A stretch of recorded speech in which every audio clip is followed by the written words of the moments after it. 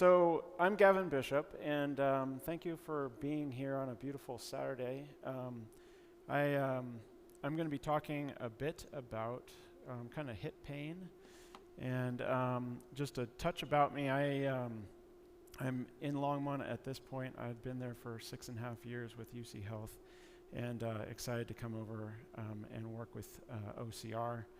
I'm sports fellowship trained at New England Baptist, and we took care of the Celtics. So that's just a touch about me. So I don't have really any disclosures. The images are off the internet, so I don't own those. But so we're going to kind of work our way through hip pain and get our way to hip approaches for a total hip replacement. So we're going to just talk about common type of things as we go through here. So interestingly, hip pain is a very common presentation to medical providers. 44.3% of adults over 60 have reported significant hip pain in over the last 6 weeks. So that's that's pretty significant for our elderly population. And when we talk about hip pain, we tend to think, as far as providers and the general public, that hip pain could be probably anywhere from the mid-thoracic down to the knee, kind of covering this whole area. And it gets a little bit confusing because of the major innervation comes from the lumbosacral region. Tend to think of it a little bit like real estate, that it really depends on location. Location. And so to help with kind of the differential of where the pain is coming from will help you kind of diagnose different ailments. And so when we talk about posterior pain, it tends to be coming from the low back or the sacroiliac joint, piriformis syndrome. So these types of things are kind of outside of the hip joint itself, and can be really uncomfortable for the patients, but not in the hip joint itself. Then we kind of identify kind of the lateral, that's your tight IT band, which can cause trochanteric bursitis or external hip snapping. And then when we start looking at the anterior portion of the hip, kind of front pocket type of situation, this is really kind of the intra-articular pathology. We're talking about hip arthritis. We're talking about maybe labral pathology, femoral acetabular impingement, where the femoral head and neck bumps up against the acetabulum, and that can cause pinching type pain. And then musculoskeletal, the iliopsoas lays right over that area, and you can get kind of internal snapping hip syndrome in that particular location. So again, location helps guide us down the road of, where is the source of this coming from. Other kind of good locations to kind of find this, there's some good articles that and a website that tend to be pretty helpful to help with that differential. But most of our focus today is going to be on osteoarthritis and hip arthritis. But the term arthritis means inflammation of the joint. Kind of the most common one that we think about is osteoarthritis, degenerative joint disease, wear and tear arthritis. That's what we commonly see. But it can come in other forms as autoimmune disorders, crystal arthropathies, infection. But again, our focus today is mostly going to be kind of osteoarthritis. And so this type of diagnosis is commonly in our elderly population. And the symptoms tend to be, dull, constant pain with stiffness, oftentimes worse when standing or weight bearing. On physical exam, they have maybe limited range of motion, and pains at the extremes of their range of motion. And they can have pain with just kind of in the groin area when they are just gently moving the hip. Our kind of next way to kind of identify this a little bit better is to kind of get imaging, and commonly we use x-rays. On the bottom we have an AP pelvis and kind of focused in on the top image. And the things that we look for on the unaffected side, this will be kind of on your right, is kind of a normal looking hip where it's nice and round femoral head. The acetabulum or the cup is also nice and round, and there's a good gap in between those two, and that is kind of a relatively healthy looking hip there. But on the opposite side, you can see some of the changes that we look for, which is joint space narrowing, which ultimately means that the cartilage is wearing down in that particular area. In this situation, down to bone on bone, which is causing sclerosis, which is kind of thickening of that bone, cyst formation, and then osteophytes that you kind of see off to the edge of that femoral head. So those findings are kind of classic for what we see for osteoarthritis. And our treatment options, obviously we're kind of talking about hip replacement, but there's things that we do leading up to that, kind of injections. Cortisone injection is commonly used. This is just a strong anti-inflammatory. And we use it in kind of two ways. One is hopefully therapeutically it makes the patients feel better. If we give the injection right into the hip joint where all the pain hopefully is, they see a significant improvement. But it also can be used there diagnostically as well, meaning that if an intra-articular injection is given and they have no improvement of symptoms but continue to have pain in other areas, well, maybe we shouldn't be focusing as much on the hip joint and trying to look in other areas for that pain. Other types of injections, not really for this particular talk, but hyaluronic acid, also known as viscosupplementation. Some people call it chicken goo. That actually is only available for the knees, or anything else, any other joints tends to be off-label. There's a lot of talk and advertising for stem cells, and that's a whole other talk in itself, and I won't bore you with that conversation, but there are other options that can be tried. Also, physical therapy can be a reasonable option for patients. Activity and activity modification, meaning that high impact activities on that joint will obviously cause that area to be more uncomfortable, and low impact activities such as stationary bike, elliptical, swimming, can keep the joints moving and does seem to help with their symptoms. Also physical therapy in the sense of building up the muscles around that area and maximizing as much as possible what the patient has. Weight loss is always an area of conversation that is sometimes a little bit difficult to discuss with the patient, but as you can imagine, less weight on that area has less pressure on it, and the patients tend to, with weight loss, feel better in that joint area. So encouraging that as much as possible can be helpful. The patients themselves can work on home therapy, over-the-counter pain medications, and I know it sounds like a silly doctor thing to say, but avoiding those things that tend to bother it. So if there's a particular activity or a particular way that they lie in bed, we'll try and avoid that as much as possible. I know that sounds obvious, but sometimes patients need a reminder of those things. And then when we have kind of gone through those and they still have persistent pain, then we move on to surgical options.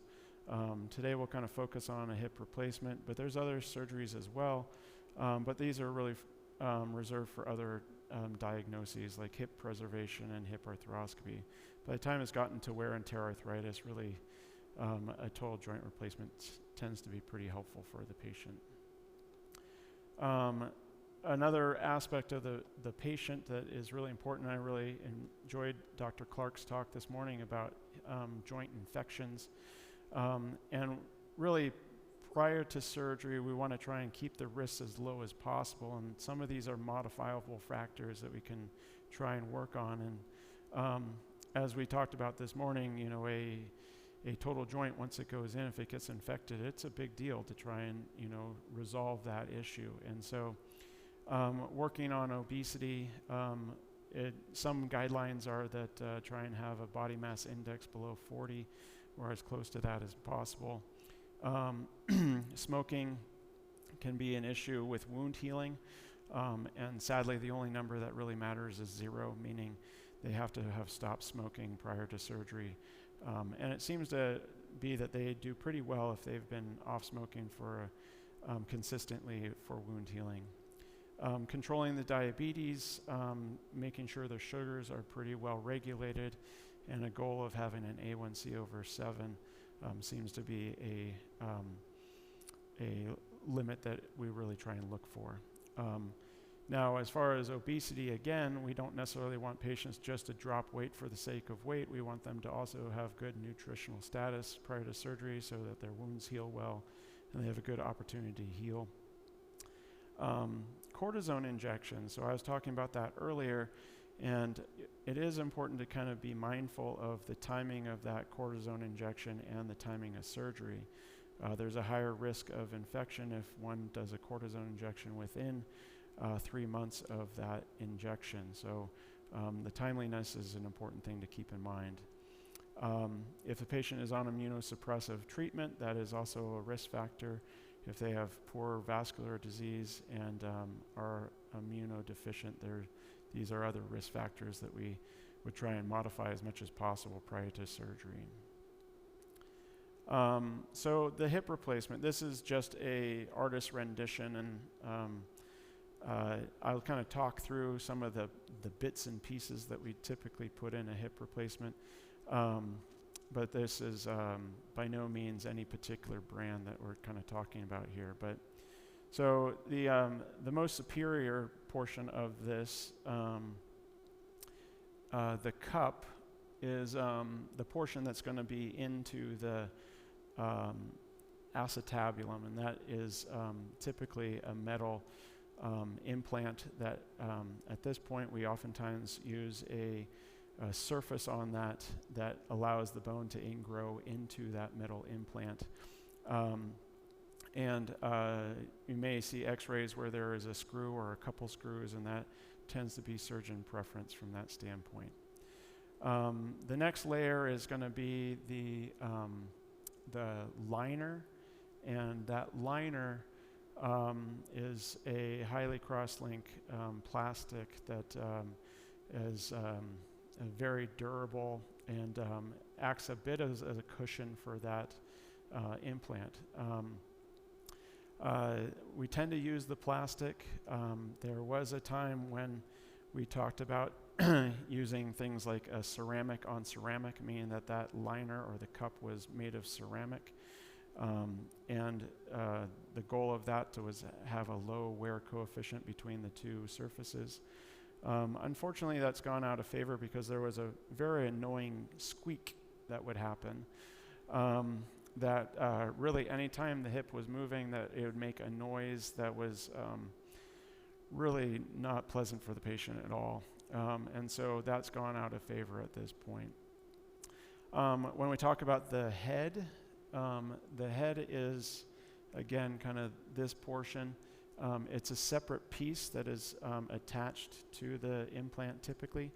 And at this point, we do use ceramic for that. That tends to be the mode that most of us are using. And again, the ceramic on plastic has a low wear coefficient. And the goals of that are to try and not create any particles that would get into the joint area and cause loosening of the hardware. So the idea ultimately is to try and not have little pieces of plastic floating around everywhere. So again, the head can be metal, it could be ceramic, and again, in general, a lot of people use the ceramic at this point. And then lastly, the stem. The stem is the portion that attaches to the femoral proximal femur, and it comes in many different designs. It typically is metal, and then it has a ability to have the head attached to the end of it. You kind of, not to be crude, but we basically hammer it right into place. So that is commonly now too, if you kind of look at this particular art form, that this has a kind of a different look to it. And again, the goal sometimes in some designs is to have metal surface that the bone will integrate into, and so the bone will just go into that metal and kind of ingrow into it. So, so those are some of the things we talk about as far as the implant. And then kind of to the meat of the conversation is these different approaches to the hip.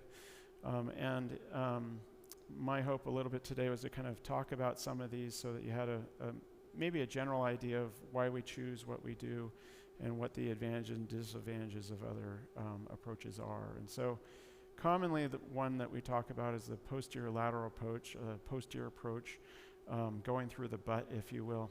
And this is kind of the classic approach commonly used, and used also if you need good exposure, meaning that if in revision surgeries where you need to have a good look at the femur or at the acetabular, this gives you great visualization of that particular area.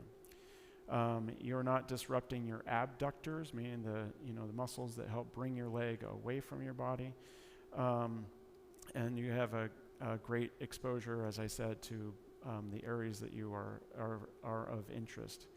But the downfalls of this are that to get into the hip joint and to be able to put these implants into place, you have to disrupt the posterior structures. And those posterior structures are your external rotators and the posterior capsule.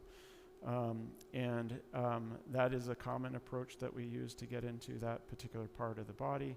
On your way out, it is very important to try and repair those as much as possible, mostly for the sake of one downside is a higher dislocation rate with this particular procedure. And as you can imagine, sitting or any position where your knee and hip is flexed up and the hip could pop out the back can be a difficult way for patients to live. And so that posterior hip dislocation is oftentimes a concern for patients. Again, kind of surgical approach and being cognizant of repairing the tissue allows you to hopefully have that risk of posterior dislocation go down, but still it is a concern with this particular approach. The other part to that is you need to, since you're taking muscle off, you need to give it time for it to heal back onto that location. And so there is a bit of longer rehab a little bit with this because they need that time to allow that tissue to heal. Two other kind of approaches that are becoming popularized now to try and avoid that posterior dislocation risk is the direct lateral and the anterior lateral approach. Both of these have their subtleties of approach. These are now being used a little bit more commonly as kind of minimally invasive and an approach to try and not disrupt that posterior structure, but its downfalls are that you go through some of the muscle groups that do help abduction, and in doing so you may disrupt that function of the leg and the rehab that goes along with it. So there may be concern for a postoperative limp. The last line here, heterotropic ossification, means that their bone is growing into the muscle. And so that is a concern, is that if there is, in the healing process, if the bone has little pieces there that can grow into the muscle, that can be an area of concern for the patient and very uncomfortable. So that's the direct lateral approach, and again as well the anterior lateral approach.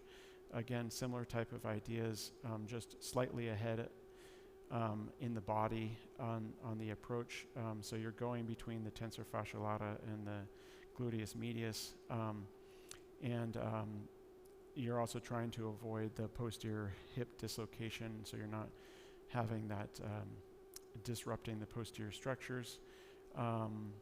However, you are still going through these abductors, and that can violate some of that function as well. And again, this concern of a postoperative limp. And then take a moment to kind of talk about this anterior or direct anterior approach. So we're kind of moving from the butt going forward. Now we're kind of more in the front of the hip joint. And this is an approach that's gotten some popularity more recently because you don't have to take any of the muscle off. You are going between muscle groups. So you maintain those muscles. You're kind of sliding between those two areas to maintain them. And you get good visualization of being able to put the implant in both in the femur and the acetabulum. You do not disrupt the posterior structures, and you don't disrupt the abductors.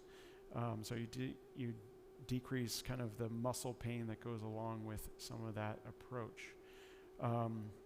Some of the challenges with this approach are that it takes a little bit of learning and good training to kind of be able to really understand how to do this smoothly without disrupting structures around there.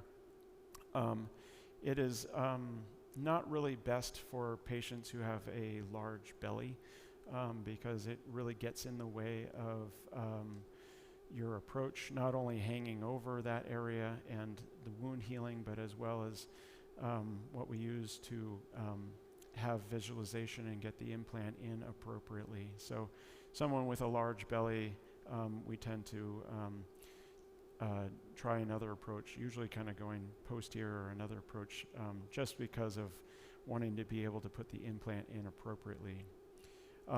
This sometimes uses a special OR table that holds the leg in a specific way and allows us to help reduce and put the hip back into position, and also to help expose the proximal femur in certain positions. So sometimes a special table is used. It can be done on a regular table, but there are other techniques that need to be done to kind of expose what we need to, both on the femoral and acetabular side. The other structure that is at risk is there's a lateral femoral cutaneous nerve, which comes over the front of the leg, over to the lateral thigh. And so that is a small nerve that gives sensation over the lateral thigh, and oftentimes in that region. A very small nerve, so not easy to see that as it's crossing through.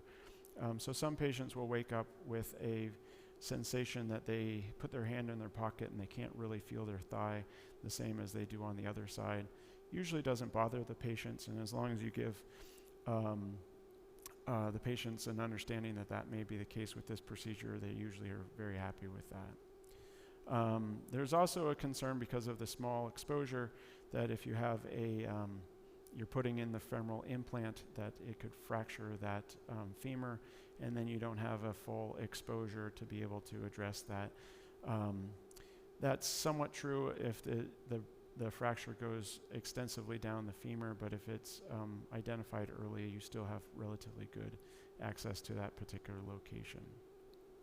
And I personally have taken this approach on, and I really appreciate the patient's feedback. They really are happy because they get up the same day, they're up and walking, and they don't have the limitations of the hip dislocating, and their pain seems to be doing really well early on. So they seem to be really happy with this particular approach. And so those are kind of the main approaches that we talk about with this. So kind of in total, we talked about the location of hip pain. Again, anterior hip pain, really kind of groin is where that hip joint is, and that helps guide us to give us an idea that that may be hip arthritis.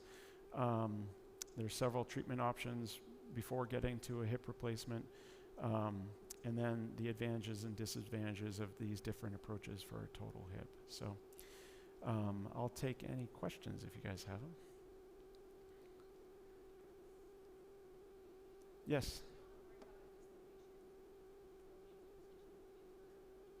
So yes, good question. So the question is, do you worry about a dislocation going through the anterior approach? And the way the hip gets dislocated in the anterior approach is the leg is externally rotated, and extended behind them. So that is a position that you want to kind of guide the patient to avoid. Fortunately, not many of us get into that position, but some yoga poses, and if you were a big field goal kicker, potentially, but other than that, most of us can live pretty well without getting into that position. Yes?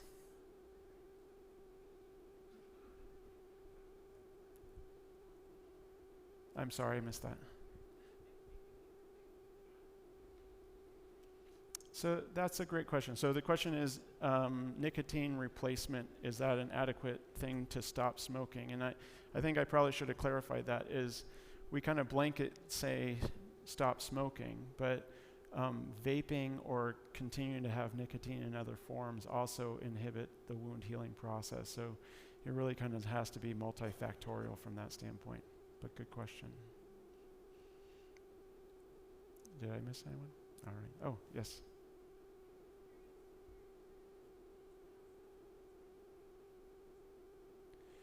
So great question. So supplements, I'll give you my standard answer, and I don't mean to offend anyone in the room. In general, most supplements are not covered by the FDA, so the dosing and the ability of them to work is not really covered very well. Glucosamine and chondroitin sulfate, there was a good study that kind of looked at all of the efficacy and safety of it. And in general, what I tell patients is that it's safe, but its efficacy was pretty close to placebo. And so what I commonly tell patients is, give it a try. If it works for you, great. If it doesn't, don't waste your money. So again, I hope I didn't offend anybody by that. Very good. Well, thank you. And if you have any other questions, feel free to come up to me today or at any time. I'd be happy to answer any questions.